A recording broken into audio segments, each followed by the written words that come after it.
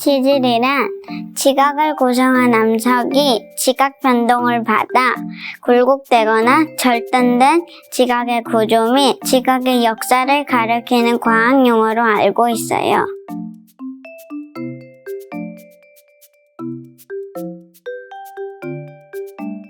안녕하세요. 한국지질자원연구원의 박삼규 책임연구원입니다.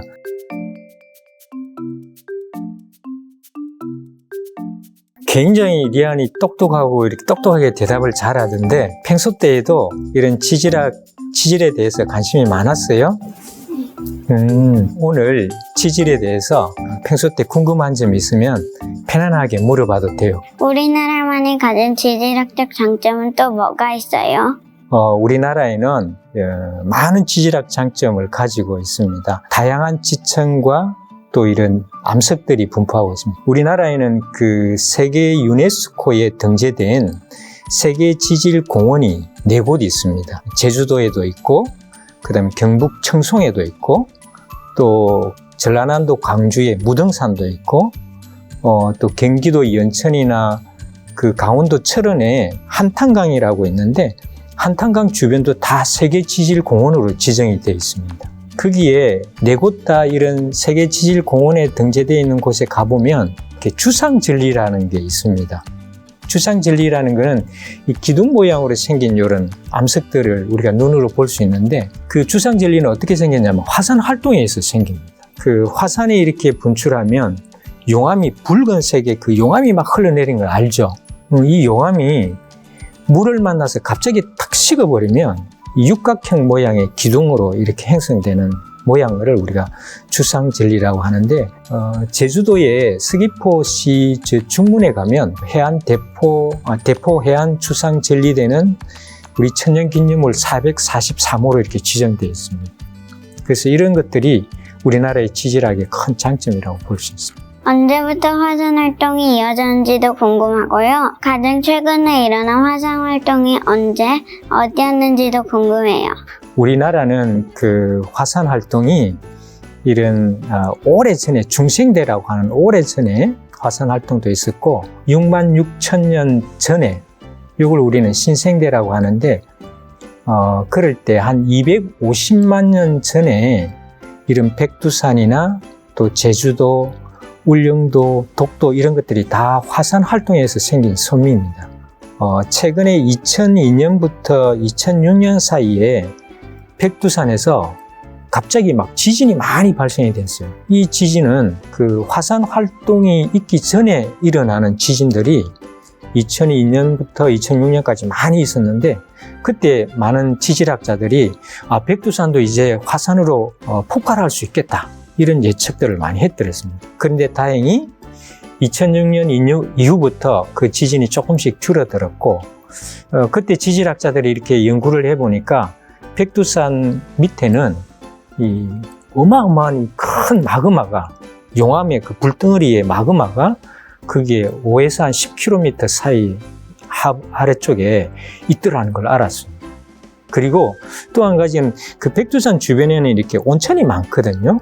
그때 2002년에서 2006년 사이에 온천의 온도가 한 10도 정도 이렇게 높았습니다. 밑에서 뜨거운 마그마가 위로 이렇게 올라오니까 온천의 온도가 온천수의 온도가 이렇게 올라갔다, 이렇게 이제 예측하고 있어서 그 화산 폭발에 대한 연구들을 많이 하고 있고, 지금 감시도 하고 있습니다. 자연이 빚어낸 아름다운 지질 자원 또 뭐가 있어요?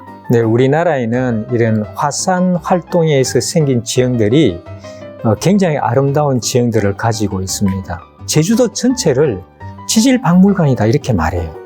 왜냐하면 아름다운 경치들이 많기 때문에, 예를 들어서 성산 일출봉, 그 다음에 만장굴, 주상절리, 그 다음에 용두암, 또 그 다음에 그 제주도에는 오름이라는 게 있는데, 이렇게 오름이라는 거는 제주도 한라산이 큰 폭발이 있고 난 이후에 아주 작게 이렇게 화산 폭발이 주변에서 일어난 걸 우리는 기생화산이라 그러는데, 그 기생화산이 일어났을 때 조그마한 이렇게 봉우리가 있는 것들을 오름이라고 합니다.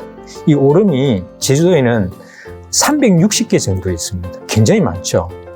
그런 아름다운 경치들이 굉장히 많습니다. 이러한 우리나라만이 가진 이점들을 잘 보존하려면 어떻게 해야 할까요?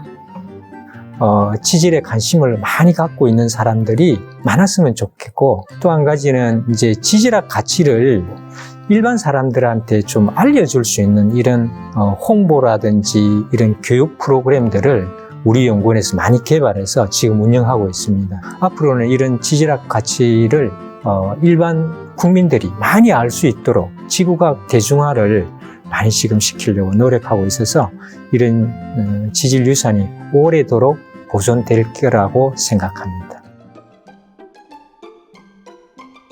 제가 원래 돌을 좋아하는데 그래서 돌을 모으는 게 취미예요. 그러면서 치질에 관심이 많았는데 오늘 돌을 모으면서 궁금했던 점을 알 수 있어서 좋은 시간이었어요.